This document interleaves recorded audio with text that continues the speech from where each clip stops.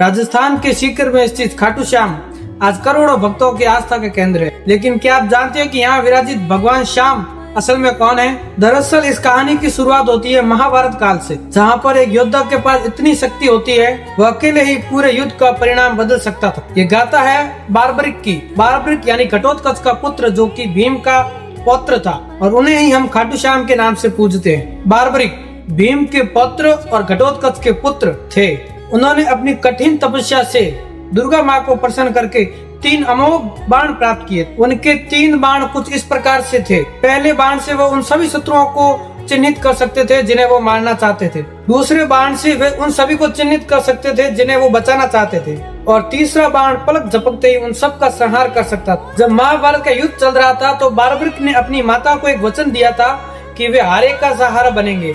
हारे का सहारा यानी जो हार रहा होगा युद्ध में वो उसकी सहायता करेंगे और वे उन्हीं की ओर से युद्ध में लड़ेंगे। भगवान श्री कृष्ण जानते थे कि कौरव हार की कगार पर है और बार्बरिक हारे का सहारा यानी वो कौरवों की तरफ से लड़ेंगे, और अगर वो कौरवों की तरफ से लड़ेंगे तो पांडवों की हार निश्चित है। इसलिए श्री कृष्ण ने ब्राह्मण का वेश धारण करके बार्बरिक की परीक्षा ली और उनसे वरदान में उनका शीश मांग लिया। वीर बार्बरिक समझ गए थे कि ये कोई साधारण ब्राह्मण नहीं है। बार्बरिक के प्रार्थना करने पर श्री कृष्ण जब अपने वास्तविक रूप में आए तो उन्होंने सहर्ष अपना शीश देने के लिए राजी हो गए। लेकिन उनकी एक अंतिम इच्छा थी कि वे पूरा महाभारत का युद्ध देखना चाहते थे। 12वीं तिथि यानी द्वादशी को उन्होंने अपना शीश दान दे दिया था। श्री कृष्ण ने उस शीश को एक बहुत ही ऊंचे पर्वत पर स्थापित कर दिया था, जहाँ से वो पूरा महाभारत का युद्ध समाप्त होने पर जब पांडवों में जीत के श्रेय को लेकर चर्चा हुई, तब बार्बरिक के शीश ने गवाही दी कि इस युद्ध की जीत के सूत्रधार श्री कृष्ण और उनके सुदर्शन चक्र।